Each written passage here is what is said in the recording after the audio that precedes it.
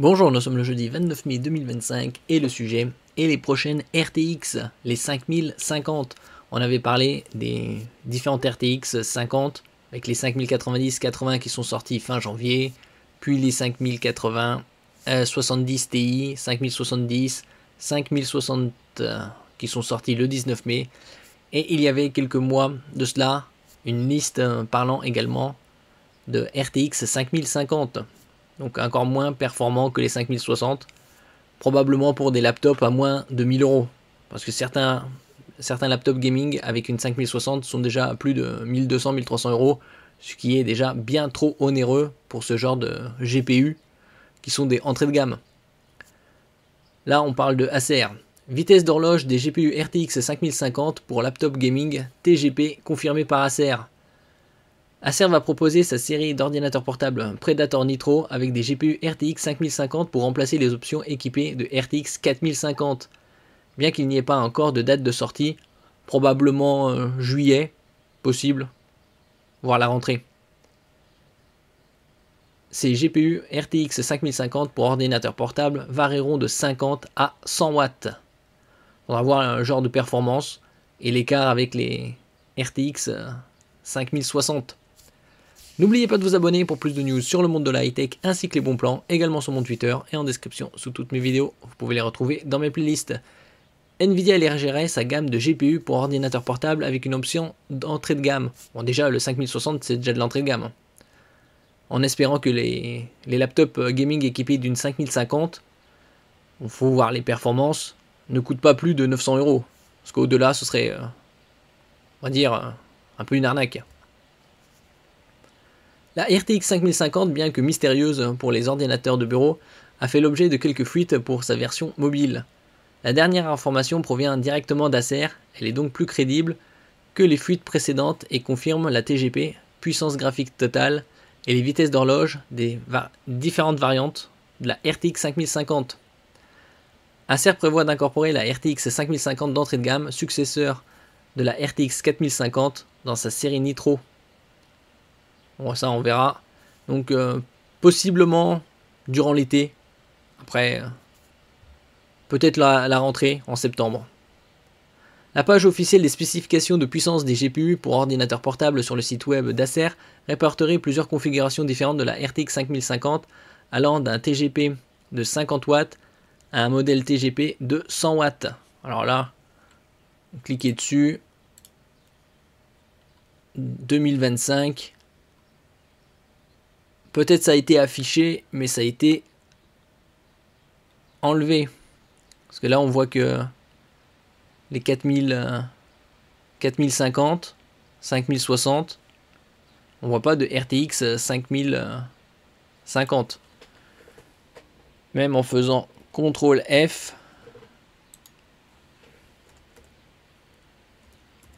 aucune correspondance. Bon, ils l'ont peut-être enlevé entre temps. En tout cas, on peut voir les RTX 4050 avec ici TGP, Total Graphic Power, Dynamic Boost et le maximum. Donc alors sur les 4050, 60 plus 15, 75. On voit ici également 80 plus 15, 95. 80 plus 15, 95 également. Et c'est tout. Il n'y a rien de plus.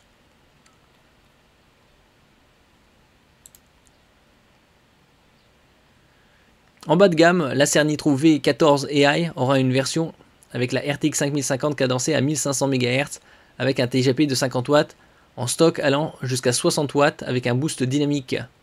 Le modèle suivant est l'Acer Nitro V15 avec un TGP stock de 60 watts, une vitesse d'horloge de 1902 MHz et un TGP max de 75 watts. La variante la plus rapide et la plus gourmande en énergie sera présente dans l'Acer Nitro 16 AI et l'Acer Nitro AI 18 AI, donc 16 pouces et 18 pouces. Et comme on peut le voir, beaucoup de laptops sont pourvus de CPU avec Artificial Intelligence, l'intelligence artificielle. L'année dernière, le nombre de laptops vendus avec ces spécificités-là était de 25%. Ici, il parle de vitesse d'horloge de 2550 MHz, un TGP de 100 watts et un TGP maximal de 115 watts. Notamment, ces variantes RTX 5050 seront utilisées dans les mêmes châssis que les GPU plus puissants. Dans certains cas, jusqu'à la RTX 5070 Ti. Bon alors là, où ont-ils vu les 5050? Parce que là, on a des 4050.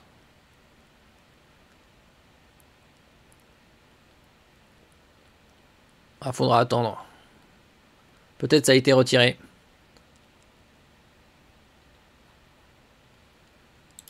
On verra d'ici quelques semaines.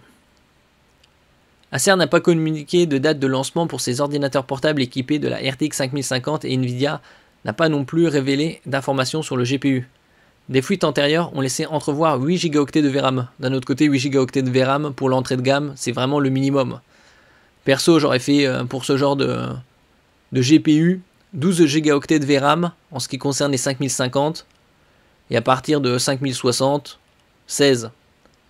Avec les 5070, 16 également, 70 Ti, 5080, 24 et 5090, 32. Après, la version sur laptop est à 24. On pense également que les GPU pour ordinateurs de bureau seront dotés de mémoire GDDR6 afin de créer un écart entre les GPU RTX 5060 et les options d'entrée de gamme. Alors là, c'est quand même poussé, hein, puisque toute la série des RTX 5000 est pourvue de VRAM GDDR7. Alors là, ils proposeraient de la GDDR6, même pas de la 6X. Même aucun intérêt de proposer ce genre de GPU. En général, tous les GPU proposés par Nvidia sont un peu trop onéreux. Ils devraient plutôt baisser leur prix plutôt que de proposer des entrées de gamme à 5050 qui seront probablement facturées dans les 800-900 euros prix de base. Donc avec une 50 watts, ça se tombe avec une RTX 5050 et 100 watts de TGP. Ce sera plus de 1000 euros, quelque chose comme 1100 voire 1200. Ce qui est bien trop onéreux pour un laptop gaming avec une RTX 5050 entrée de gamme. C'est vraiment le premier palier. Quand on voit déjà les 5070, ça commence à 2000 euros, alors que c'est juste à peine du milieu de gamme, environ du milieu de gamme. Et les autres 5070 Ti, 5080, c'est pas loin des 2800, 3000 euros. Après, il y a des bons plans, des ventes flash, où on peut les voir 500, 700 euros, comme je vous en avais parlé. Sur un laptop gaming, c'était un MSI à 2000 euros avec une 5070 Ti. Bon, faudra probablement attendre encore quelques mois, peut-être le juillet-août. Merci pour votre écoute et à la prochaine.